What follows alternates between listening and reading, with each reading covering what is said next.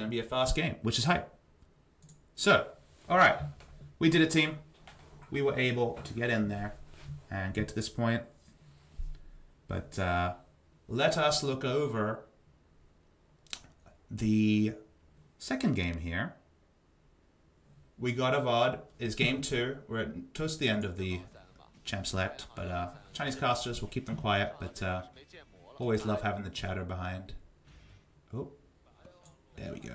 All right, game number 2. It's going to be a fast one, guys. And I guess we'll know the winner really fast. So FPX have literally only changed jungler. And that doesn't sound like a lot. But actually, it is a lot because they have a jungler who can fight. And they've also done some smart bans. If you look at the lane matchups here, outside of top lane, which is definitely a tricky one. The Shy is on Darius' big winning lane matchup against the Scion. Mid lane's a lot more competitive. Ryze is good into Lissandra, but it's definitely not like a Syndra versus Lissandra matchup, right? Doinby gets to play his setup champion Lissandra and doesn't have to deal with Syndra just making her life hell.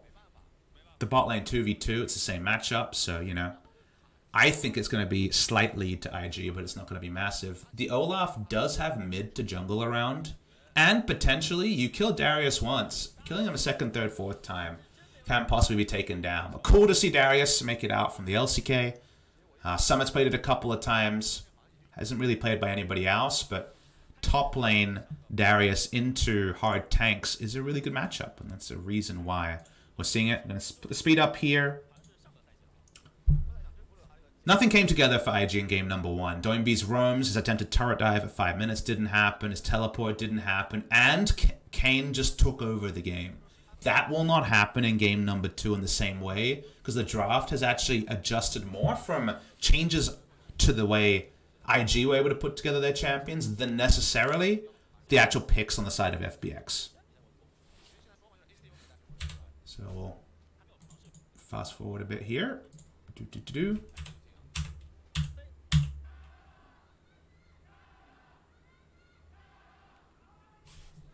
All right. So Lee Sin wants to know about Olaf's pathing wherever possible. Rookie's in the brush, by the way. That must be a visual bug.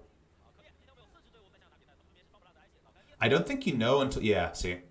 I've learned the visual bugs. If they move, then it's not a visual bug. If they're in one direction, you know, if they're just ice skating down, it's possible it's a visual bug. But if they move left, right, or backwards, it's not a visual bug. So... IG going to start top side. They don't have any information on Olaf. They probably suspect a top side start, but no guarantee to that. Very curious this was a fast game, but I assume something just blew open this game. So good matchup for the Darius from level 1. Just able to walk up. It's old Conqueror, so able to proc that. Tian isn't spotted on the scuttle, but if you're eagle-eyed, you would guess the scuttle would have pathed bot side by now if it hadn't been interrupted, so you're pretty sure it is a top side start by the Olaf.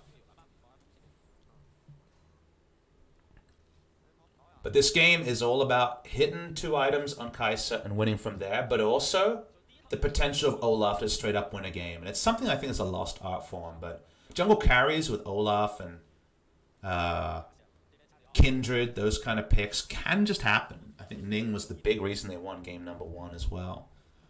So, for now, power clear by Tian. He got a scuttle, so he knows he's not in a rush, and he wants to have his keystone available for the next fight. 9.2 rune page here. Attack speed, actually, for the Darius is a little bit interesting, but I guess it helps with getting last hits that you might not get if you weren't going that way.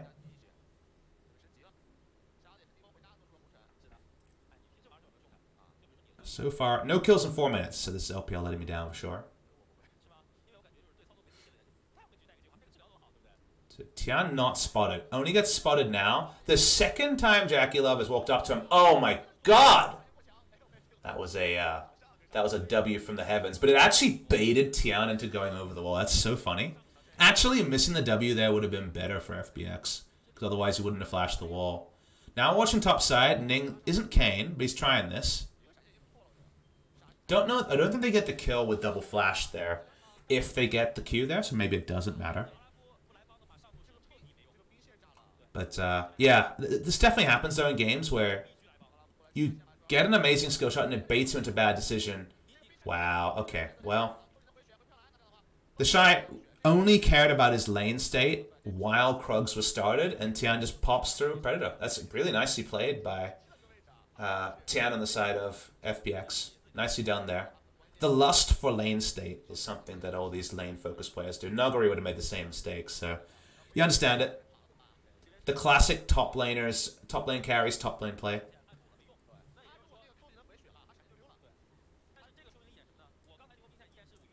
But and that doesn't kill the lane for sure, right? That's still a CS lead here. The CS lead babies the gold lead between the two. It's about even between Darius and Sion at this point. Lane state getting frozen bot side is interesting here. This is actually a really bad lane state for Ezreal Galio. Galio doesn't have enough Q damage to shove this, so it's in a really weird spot. It means Alistar can also get a good back timing. Notable that Crisp didn't go for regular boots here. He did just go for I'm going to stick in lane longer build. But who cares, man? He's going for the roam anyway. No boots mobility gold at this point. See, I'm just camping the brush there, but Ning's around. Crisp ahead of the play again, though. Crisp gets a double kill, or 2 kill involvements. This is really interesting. It looks like a stock standard play, but let's talk about how this happened. What happened in the last game? You'll remember that around this point, maybe a couple minutes later, it was about a plate gank. You know, the plate gank timing from Crisp was the big takeaway. In this game, he backs earlier. So this is 6 minutes. He doesn't have... I assume he doesn't have Future's Market. I don't think he has the gold anyway for Moby Boots. He goes for just a more normal buy. He's buying upgraded Targons here. Doesn't go back to lane. We'll roam to mid lane, which is pretty standard, right? You don't often see supports just go straight into lane. Although we do see that from the Galio here, notice. Battleland level 5, so baited that he'll have his ult soon. And then, in much the same way that he was ahead of the play with the plate gank in mid, he goes straight to mid again. And this is what Rookie complained about, you'll remember. Might have been start of summer season or late spring was jungle attention and support attention. Rookie gets roamed into mid more than any other mid laner. Like, this happens so much. And, you know, Crisp just roams to mid lane. And he's the reason they're able to trade up here. Ning for sure thinks they're going to win this 2v2 because they have the information advantage. But Rookie enters the play pretty low mana. Only provides 1 round. And it seems like they just egg each other on to bait each other in this play. And it's just guaranteed by Crisp. So the roam timing here, and it's not just the roam timing. Going back to this point again, remember this. What were we talking about? The lane state of what they were able to control. They were able to create a safe lane for a level 4 LWX to not get zoned during the roam. If you can't create this lane state, you got to rush to lane. It's probably why Galio rushed to lane. It's like his 80 carry is saying, I can't push this in. Like, I'm in a really bad spot. And it's definitely a very well-known phenomena when it comes to lane control. Once you level up as a player, that if you can keep the wave kind of where you see the custom minions on screen right here, then you are in so much power. You're in a spot where the enemy has to overextend to push it. You're on your side of the lane, so you're ultra safe. And also, if you decide to engage or your jungler's there, they have a very long path to disengage on. So being able to freeze the wave there allowed this roam to not just be kind of a donkey roam where the bot lane loses a lot. And it also trades up because IG, knowing IG, want to fight, right? We know Ning wants to brawl. So it's a multi-layered play here, but the wave spot not actually forcing LWX to just be overextended much earlier. Look, he still falls really low. You still can't force, right? You still flash Galio with Ignite, but it's a very reactionary force that LWX is able to survive through with no summoner apart from Flash. And now they're actually chasing for kills. Tian's so damn fast. Oh, man. And now pushing for that kill actually gets them killed as well. All right, now you're just tilted as IG. You're not behind in gold. It's actually only 100, 200 gold here, but things are coming up FPX in this early game for sure. The Shy just took almost all of his life from a Scion. And they lost Infernal. This is where grammar thrown out. There's a lot of and stories in this particular game. Can they kill?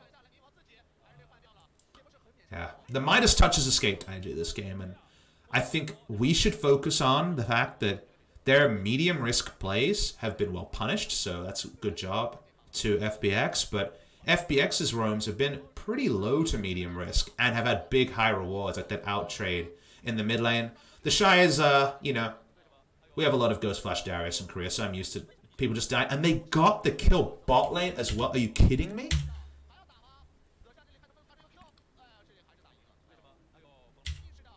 How did this happen? So I actually have no vision bot side, and the Predator's up again. Not even up, actually, for this play, I don't think. This was a Predator gank, right?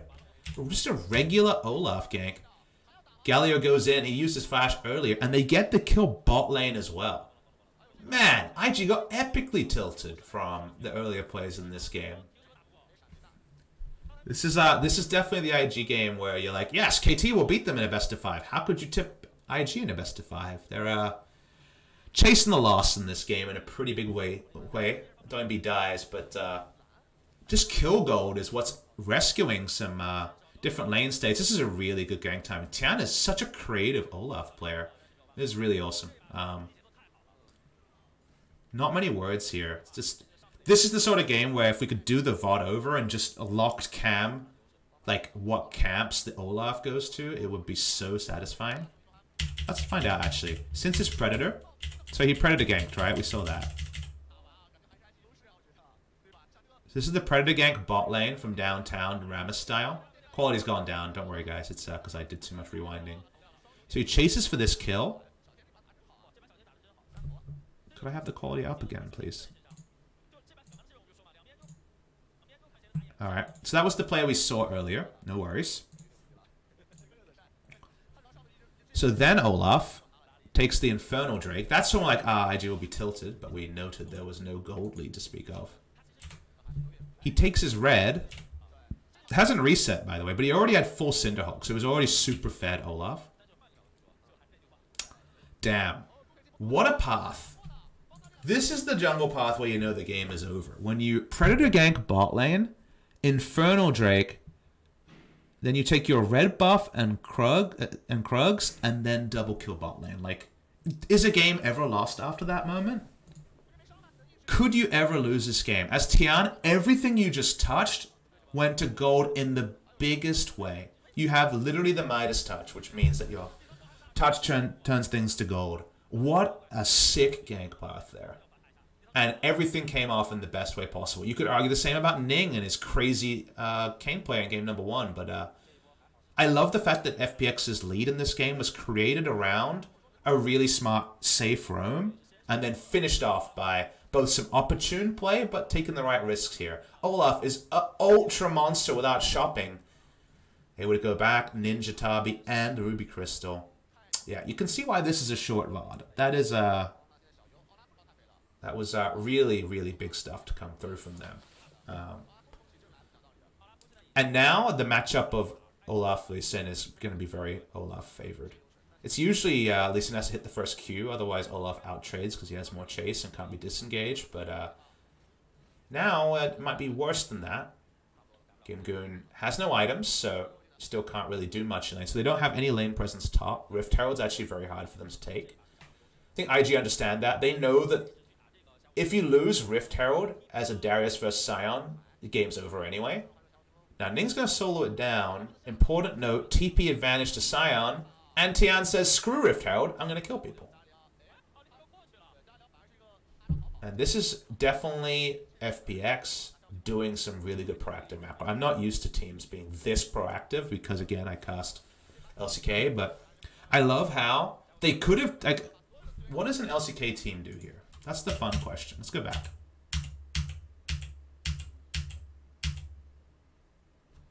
So, Olaf is like, I'm really strong, I'm going to go topside. And he goes topside and wants to stop the Rift Herald. He can't solo it down himself. Gingoon's forced out of lane. He's like, I'm going to have to give this one up. Let me tell you a story. With this map state, I want to draw your attention to the top left of the screen. Gimgoon has teleport back up in a half second, so might not even be exactly timed by IG. How many LCK teams teleport to the Rift Herald to contest a fight there? And then Lee Sin jumps out the back of it, and then you're like, well, we can't really take this. Darius going to come and get kills. Like that, I feel like that's 9 out of 10 Korean teams just teleport to the Rift Herald with this TP advantage. Instead, Tian is like, well, Rift Herald is going to be really hard with the Darius in this situation. I'm going to go and make a proactive play around enemy blue. And he has Predator and has a lot of stacks of the Predator. And that just means that JackeyLove straight ins. Watch. JackeyLove has no expectation. He's walking up. He's walking up thinking he's going to have to help with a Rift Herald fight. And he instantly dies when he sees Olaf because he's like, oh, why is Olaf there? Oh, crap, I'm dead. That's actually a really, really proactive. The degree to which they committed to this call of going to the enemy blue and pulling it up there was really impressive. Like, that's really, really assertive play. And that means they're going to trade. Not necessarily evenly speed-wide, but it's going to be a proper trade rather than we're negative tempo, what are we going to do? Like, so often in the LCK, you end up with a Rift Herald for outer turret and the other lane trade, but it takes a really long time. So by the time it happens, you've lost much more on the map. They'll lose a secondary charge, but it's actually a secondary charge that doesn't matter to them too much. It's Sion who's going to be a playmaker, and Darius will be overextended for damage. And now we're seeing the skirmish. The tanky boys are lasting a while. Will they last long enough for LWX is the only question you need to care about.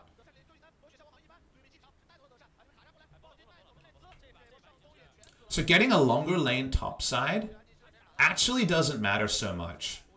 It actually hurts Darius quite a bit because Darius is all about punishing a melee champion in a short lane. The moment that you have to change your lane assignment around, it actually gets a bit tricky. And it's the lane closest to the Baron. So it's more likely that Sion can speedway his way to contesting the Baron. So actually, it's a pretty decent turret to lose, and because they were not so behind in tempo, the punish is huge when it comes to how much they can do here. And they're beefy boys, right? They're not damage dealers from behind. They're tanky boys. So Sion slowly dies, Olaf brawls, we get back into live, and apparently more people are dying. Classic LPL.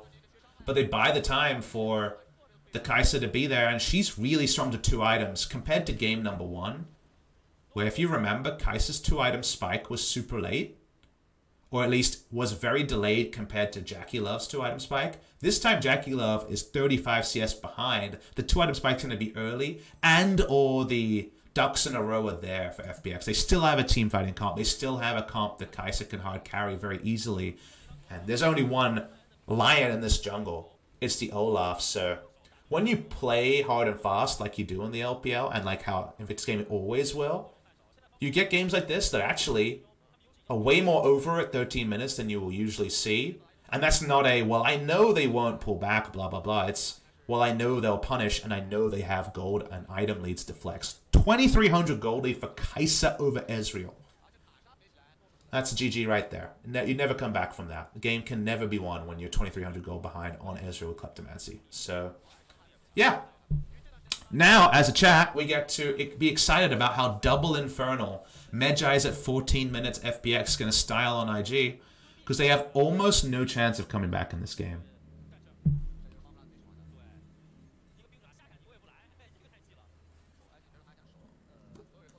We're going to keep playing this through, and it's just going to be a lot of styling. Even if it starts off uneven, like FBX are ungodly far ahead here. There's just no gameplay that can bring IG back. They went for a brawling comp, and they mismanaged it. They got the long lane for the Darius, but that means so little, right? Like, you put Darius in top, he wins top because Darius will always beat Sion outside of an ungodly camp. And if you get that ungodly camp, there's so much that Lee Sin can be doing elsewhere. And Lee Sin is much better at creating things than Olaf. Olaf has to play around winning lanes. So he was never going to be top to begin with. So if he's going top, that's just a misallocation of Olaf. He plays around strength. And then that didn't happen, so it just ends up with Lee Sin doing a lot of things. I mean, he has 4 kills, right? But I just feel like IG conceptualized this game interestingly. They were hard beaten by that roam mid lane by Crisp. And now the game is just already in a lull state. But not the boring lull state in the XD 17 Magi stacks. And another Dark Seal, I assume just to have more power of 350 gold. It could have already been there. I like to think he bought it later. Yeah, this game is ultra over.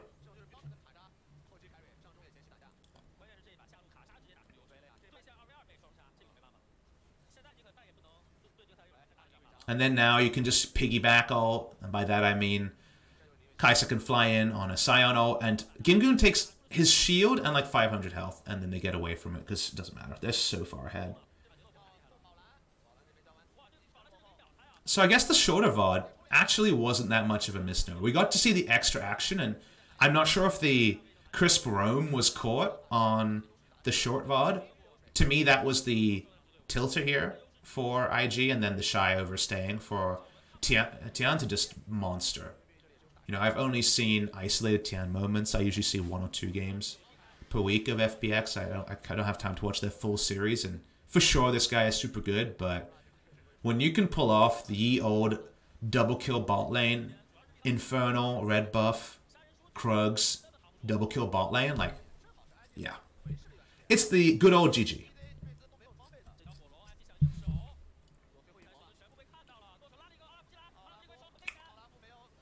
Turns out Olaf's a pretty good champion. Someone should tell NA. We already know that Olaf is still 0% win rate in NA. But with priority, when things are winning, he wins harder. And now it's just how many kills can we get? 25 Magi stacks in pro play. Cool.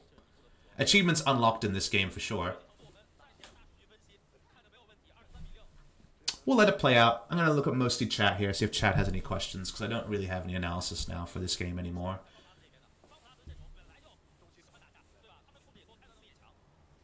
NA plays way too slow to make good use of Olaf. I can get that, but... And I get that as a easy way to explain why NA doesn't play Olaf, but it's not good enough. If you pick 2 winning lanes, which I think teams in NA get quite a lot, it's really easy to walk in there and put down deep vision and kill people. So, I don't know. I think it's kind of useless analysis to say. Like, yes, that's how it shows, but I want to see the best teams show me Olaf. I want Team Liquid to play Olaf, because Team Liquid will almost certainly be representing NA at MSI. They need to be able to play with and against Olaf. This champion will still be there come MSI, for sure. Do you think the style of play will work on 9.4 and 9.5? I think FPX has not played that many 9.1, 9.2 Metaslave champions that there's no reason to think that it won't. Now, can FPX show the decisive hard engages? Will Tian play the same way in a best of 5 in the future? That's where I have my questions, just like Rogue Warriors weren't able to fulfill the promise of Doinby's team last year. But I think 9.4, 9.5 will not change that much for FPX. There will be small nerfs to Scion and Lissandra. They'll have to find some new avenues, but I have no worries about FPX, even though they are stuck in 9.2 hell.